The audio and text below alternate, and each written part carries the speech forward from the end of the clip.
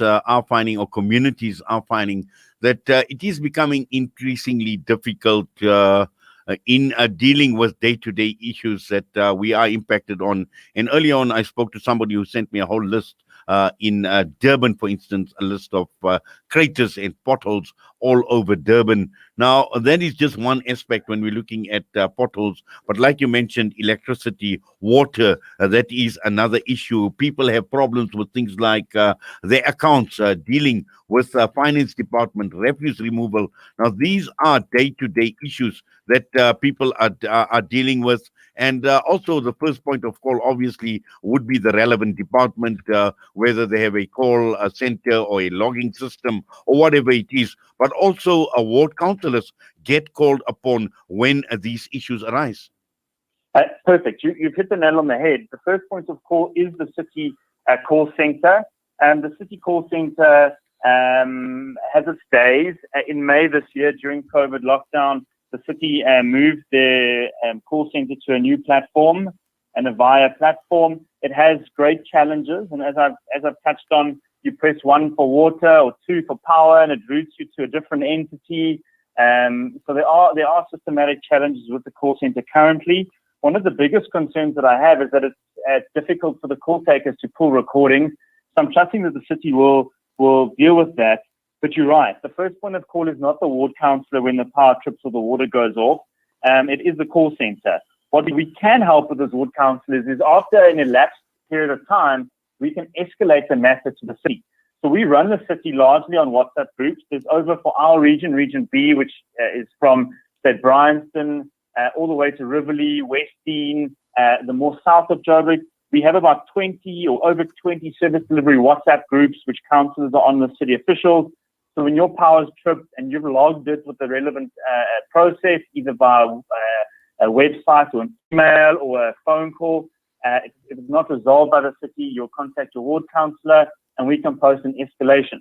But as I've said, we are at the mercy of city officials having resources, having circuit breakers, having switches, having contractors on board.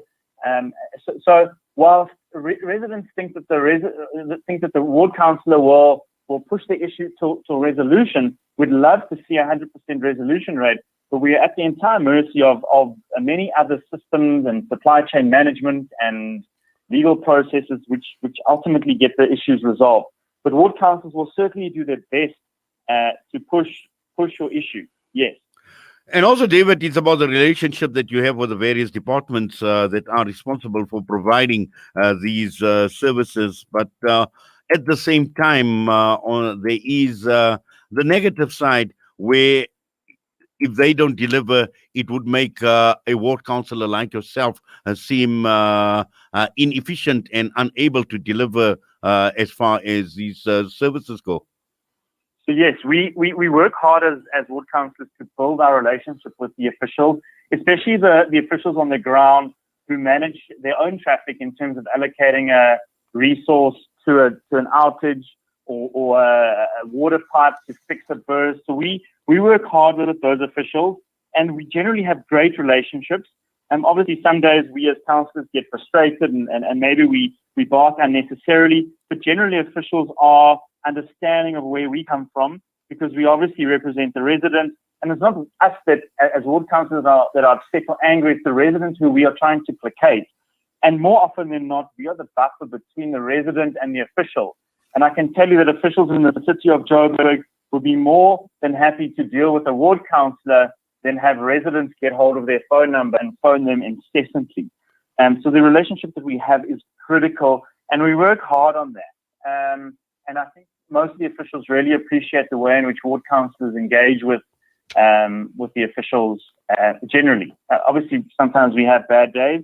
This week has been particularly hard with City Power due to a whole court process.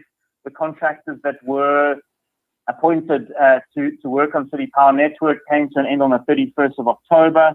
On the 1st of November, the court declared that they need to reissue the tender, and the city's been working, I imagine, throughout October, ensuring that takes place. So from the 1st of November, a few days ago, so probably today, there's 0 to very limited contractors on the network, which has pushed the call stats of City Power outages into the hundreds. We are hearing rumblings inside of City Power that the contractors are starting to be onboarded, and hopefully we'll be running with the network faults and the backlog of faults that exist across the network. Well, David, thank you very much for that and for your time with us this morning. We wish you all the best. Take care. Thank you. Massive explosions have rocked Lebanon. Homes destroyed, hundreds of people missing, and many more have passed on. Over 300,000 people have also been displaced. Africa. The Africa Muslims Agency teams are on the ground, assisting with food, water, and medical supplies. Also supplying emergency medical equipment to 3 hospitals in Beirut. Donate now to an emergency aid pack at 2,000 rands or any amount. Your participation is required. Heal